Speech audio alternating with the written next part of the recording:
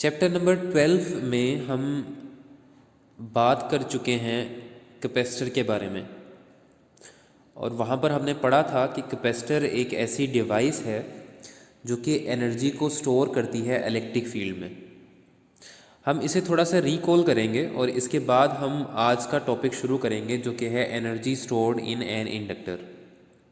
सो पहले हम कैपेसिटर को रिकॉल कर लेते हैं। कैपेसिटर यहाँ पर आपको एक डायग्राम में दिखाया गया है जो कि कनेक्टेड है एक बैटरी के साथ। बैटरी का पॉजिटिव टर्मिनल कैपेसिटर की जिस प्लेट से अटैच है उस प्लेट पर पॉजिटिव चार्ज आएगा और बैटरी का नेगेटिव टर्मिनल जिस प्लेट से अटैच है कैपेसिटर की उस प्लेट पर नेगेटिव चार्ज आ जाएगा। अब ये पॉजिटिव चार्ज और ये नेगेटिव चार्ज प्लेट्स पर कैसे आता है हम इस बारे में बात करते हैं। मान लीजिए कि ये टर्मिनल बैटरी का पॉजिटिव है और ये टर्मिनल बैटरी का नेगेटिव है। ये दोनों प्लेट्स मेटल की बनी होती हैं। अब वो प्लेट जो बैटरी के पॉजिटिव टर्मिनल से अटैच है, ये बैटरी का पॉजिटिव टर्मिनल मेटल की उस प्लेट से सारे इलेक्ट्रॉन्स को अपनी तरफ अट्रैक्ट कर लेता है। अगर इस प्लेट से इलेक्ट्रॉन्स निकल जाएं तो यहाँ पर पॉजिटिव चार्ज आ जाता है। इसका मतलब ये है कि जैसे ही आप इस प्लेट को बैटरी के पॉजिटिव टर्मिनल से अटैच करेंगे तो इलेक्ट्रॉन बैटरी की तरफ फ्लो करना शुरू कर देंगे और चूंकि इस प्लेट से इलेक्ट्रॉन निकल गए हैं तो यहाँ पर पॉजिटिव चार्ज आ जाएगा। बिल्कुल इसी तरह बैटरी क्या करती है, इन इलेक्ट्रॉन्स को दूसरी प्लेट पर शिफ्ट करना शुरू कर देती है। अब दूसरी प्लेट पर चूंकि इलेक्ट्रॉन्स की तादाद बढ़ना शुरू हो जाएगी तो इसका मतलब ये है कि वहाँ पर नेगेटिव चार्ज आ जाएगा। और अगर दो चार्जेस को सेपरेट किया जाए किसी सर्टेन डिस्टेंस पर तो हम ये कहते हैं कि उन चार्जेस में इलेक्ट्रिक पोटेंशियल एनर्जी स्टोर हो चुकी है।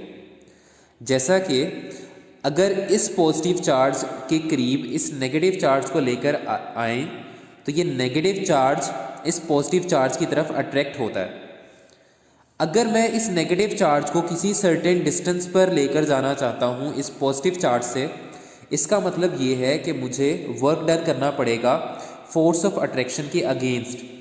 वो वर्क डन स्टोर हो जाता है इन चार्जेस में in the form of electric potential energy. इसीलिए हम कहते हैं कि कैपेसिटर एनर्जी स्टोर करता है। और चूंकि यहाँ पर दोनों प्लेट्स के दरमियान इलेक्ट्रिक फील्ड क्रिएट हो रही है तो ये एनर्जी किस में स्टोर हो रही है, इलेक्ट्रिक फील्ड के अंदर। बिल्कुल इसी तरह जैसे कैपेसिटर एनर्जी स्टोर करता है इलेक्ट्रिक फील्ड में, इंडक्टर एनर्जी स्टोर करता है मैग्नेटिक फील्ड में। इंडक्टर के बारे में हम पिछले टॉपिक में बात कर चुके हैं, सेल्फ इंडक्शन के टॉपिक में, और हमने ये बात की थी कि वो कॉइल जो कि सेल्फ इंडक्शन का फिनोमिना परफॉर्म करती है उसे हम इंडक्टर बोलते हैं। हमने यहाँ पर यह देखना है कि इंडक्टर एनर्जी स्टोर करता क्यों है, किस वजह से करता है, और जो एनर्जी ये स्टोर करेगा उसका रिलेशन क्या आएगा। इसे समझने के लिए यहाँ पर हमने एक इंडक्टर कॉइल सपोज की है। इंडक्टर भी बोल सकते हैं, कॉइल भी बोल सकते हैं। एक कॉइल सपोज की है जो कि कनेक्ट है एक स्विच के साथ और एक बैटरी के साथ। याद रहे कि ये बैटरी का पॉजिटिव टर्मिनल है जबकि ये बैटरी का नेगेटिव टर्मिनल है। जैसे ही आप स्विच को ऑन करते हैं तो बैटरी इस कॉइल को या इस सर्किट को करंट प्रोवाइड करना शुरू कर देती है। अब ये करंट स्विच ऑन करने से पहले ज़ीरो था और जैसे ही आप स्विच ऑन करते हैं तो ये करंट इंक्रीज़ होता है अपनी मैक्सिमम वैल्यू आई तक। करंट इस कॉइल में चेंज होता है। जैसे ही करंट चेंज होगा इस कॉइल में तो इस इंडक्टर में करंट की वजह से जो मैग्नेटिक फील्ड प्रोड्यूस हो रही है वो भी चेंज हो जाएगी।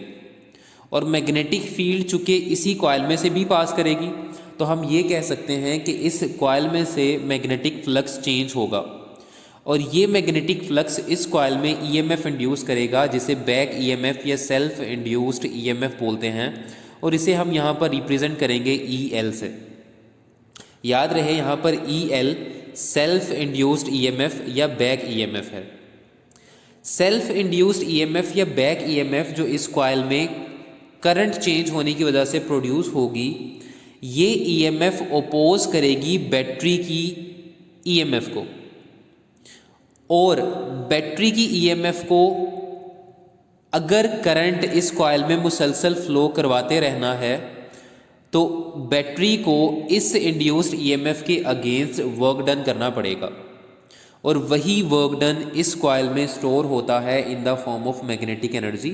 इसीलिए हम कहते हैं कि इंडक्टर स्टोर करता है एनर्जी, लेकिन ये एनर्जी किस में स्टोर होती है? मैग्नेटिक फील्ड के अंदर। सो हम देख लेते हैं इसकी एक्सप्लेनेशन जो कि पैराग्राफ की फॉर्म में लिखी गई है। कंसीडर अ कॉइल, हमने एक कॉइल कंसीडर की, कनेक्टेड टू अ बैटरी, जो कि एक बैटरी से कनेक्टेड है, एंड अ स्विच, और एक स्विच से कनेक्टेड है, इन सीरीज यानी सीरीज में। When the switch is turn on, जब स्विच को ऑन किया जाता है, current rises from zero to its maximum value. तो करंट जो है वो जीरो से मैक्सिमम वैल्यू तक राइज करता है। Due to change in current, current में तब्दीली की वजह से, एन ईएमएफ इज इंड्यूस्ड, एक ईएमएफ इंड्यूस होती है जिसे हमने यहाँ पे रिप्रेजेंट किया था EL से, और ये ईएमएफ जो है ये ऑपोजिट होती है टू दैट ऑफ बैटरी, इस बैटरी के। यानी कि बैटरी अगर करंट फ्लो करवा रही है एंटी क्लॉकवाइज डायरेक्शन में, तो जो ईएमएफ इंड्यूस होगी इस कॉइल में वो करंट फ्लो करवाएगी क्लॉकवाइज डायरेक्शन में, यानी बैटरी की डायरेक्शन के उलट। बैटरी डज वर्क, तो बैटरी को क्या करना पड़ेगा? वर्क करना पड़ेगा to move charge delta Q. Charge को मूव करने के लिए हमने सपोज कर लिया कि जो चार्ज मूव कर रहा है वो है डेल्टा क्यू। सो इस चार्ज को मूव करवाने के लिए जो बैटरी को वर्क डन करना पड़ेगा वो वर्क डन किसके बराबर होगा? Delta Q into EL।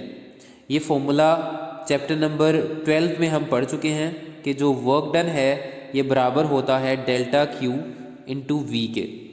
सो यहाँ पर V की जगह वो EMF आ जाएगी जिसको ओपोज किया जा रहा है, और बैटरी किसको ओपोज कर रही है? इंडक्टर की EMF को। सो यहाँ पे सेल्फ इंड्यूस्ड EMF आ जाएगी किसकी जगह पर? V की जगह पर। नाउ जो सेल्फ इंड्यूस्ड EMF इस कॉइल में प्रोड्यूस होती है वो सेल्फ इंड्यूस्ड EMF बराबर होती है L delta I divided by delta T के। ये EL की वैल्यू आपने यहाँ पर EL की जगह इस्तेमाल करनी है, तो आपके पास फॉर्मूला बन जाएगा delta W is equal to delta Q L delta I divided by delta T। यहाँ से अगर मज़ीद सिंप्लीफाई करते हैं तो इस इक्वेशन को लिखा जा सकता है delta I L delta Q divided by delta T, और ये लेट से इक्वेशन नंबर 1 है। यहाँ पर हमने किया सिर्फ ये है कि डेल्टा Q को डेल्टा T के साथ लिख लिया और डेल्टा I को हमने बाहर लिख दिया। अब ये जो delta Q divided by delta T है ये वो एवरेज करंट है जो कि इस सर्किट में फ्लो कर रहा है। अब ये एवरेज करंट कैसे निकालेंगे आप? पहले करंट 0 था, उसके बाद करंट बढ़कर I हो गया। सो I को आप ऐड करेंगे 0 में, और एवरेज निकालने के लिए आप इसे डिवाइड कर देंगे 2 से, तो ये बन जाएगा 1/2I। यहाँ पर इक्वेशन नंबर 1 में डेल्टा I का मतलब है जो करंट चेंज हो रहा है, और वो करंट कितना चेंज हो रहा है वो कैसे निकालेंगे? फाइनल करंट यानी करंट बाद में I हो चुका था, इस करंट में से आप पहले वाला करंट जो कि 0 था उसको माइनस करेंगे तो आपके पास डेल्टा I की वैल्यू आ जाएगी, दैट इज़ I। अब ये डेल्टा I की वैल्यू और एवरेज करंट की वैल्यू आपने इस इक्वेशन नंबर 1 में इस्तेमाल करनी है। सो आप करेंगे क्या? डेल्टा I की जगह यूज़ करेंगे I, जैसे कि हम अभी निकाल चुके हैं। इसी तरह delta Q divided by delta T की जगह आ जाएगा 1/2I, जो कि हमने यहाँ पे यूज़ कर लिया। इस इक्वेशन को अगर हम सिंप्लीफाई करते हैं तो आपके पास रिजल्ट आ जाएगा 1/2LI²। और चूँकि ये वर्क डन मैग्नेटिक एनर्जी की सूरत में स्टोर हो रहा है इस कॉइल के अंदर, सो इसे हम रिप्रेजेंट करते हैं UM से।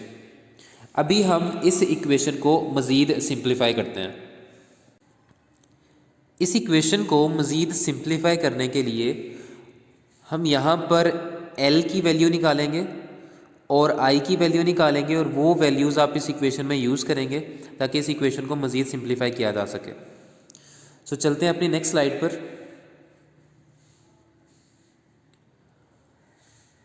ये जो इंडक्टर है इसे सोलिनॉइड भी बोला जाता है और सोलिनॉइड की magnetic field inside a solenoid ये बराबर होती है म्यू नॉट एन आई के।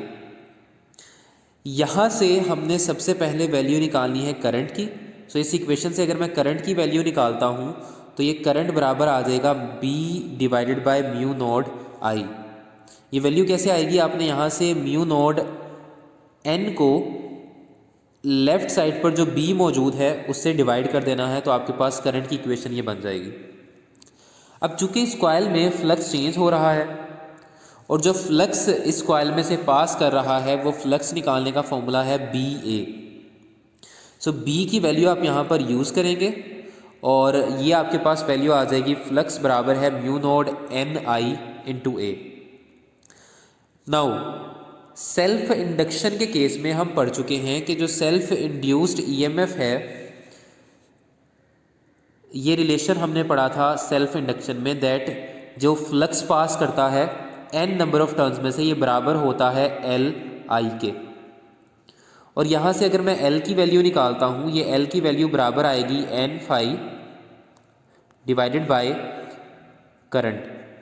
सो यही वाली वैल्यू हमने यहाँ पर इस्तेमाल की है L की वैल्यू निकालने के लिए। सो फाई की जगह इसकी वैल्यू पुट कर दें जो कि हम निकाल चुके हैं।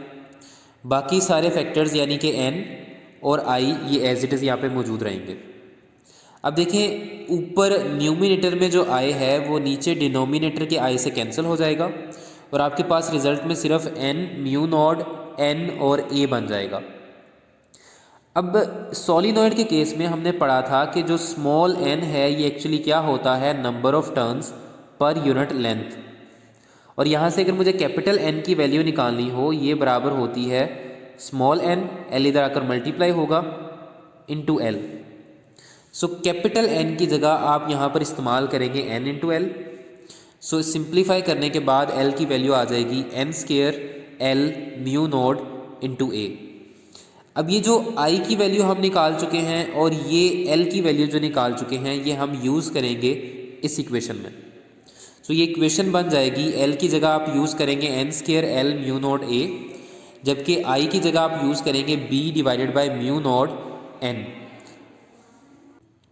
अब हमने करना ये है कि ये जो स्क्वायर यहाँ पर है इसको ओपन करेंगे। स्क्वायर को जैसे ही आप ओपन करेंगे तो ये स्क्वायर अप्लाई हो जाएगा B पर भी, म्यू नॉट पर भी और N पर भी। तो जो आपके पास रिजल्ट आएगा वो ये होगा। अब यहाँ पर जो ब्लू टर्म्स आपको नज़र आ रही हैं वो एक दूसरे से कैंसिल आउट हो रही है।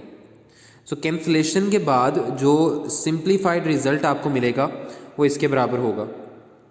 यहाँ से मैं एल ए को बाहर लिख लेता हूँ। अब ये जो लेंथ है ये एरिया से जब मल्टीप्लाई होगी तो लेंथ किसी चीज़ की जब उसे मल्टीप्लाई करते हैं उस चीज़ के एरिया से तो आपको वॉल्यूम मिलता है। सो ये वो फॉर्मूला है एनर्जी का जो कि स्टोर हो रही है इंडक्टर के अंदर। अब यहाँ पर अगर मैं इस वॉल्यूम को दूसरी साइड पर मैग्नेटिक एनर्जी से डिवाइड कर दूँ तो हमारे पास मैग्नेटिक एनर्जी डेंसिटी का फॉर्मूला आ जाता है। और ये फॉर्मूला किसके बराबर होगा, यहाँ से वॉल्यूम दूसरी साइड पर जाकर डिवाइड होगा।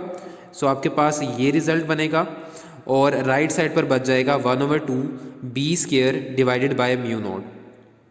ये जो मैग्नेटिक एनर्जी है पर यूनिट वॉल्यूम ये कहलाती है मैग्नेटिक एनर्जी डेंसिटी।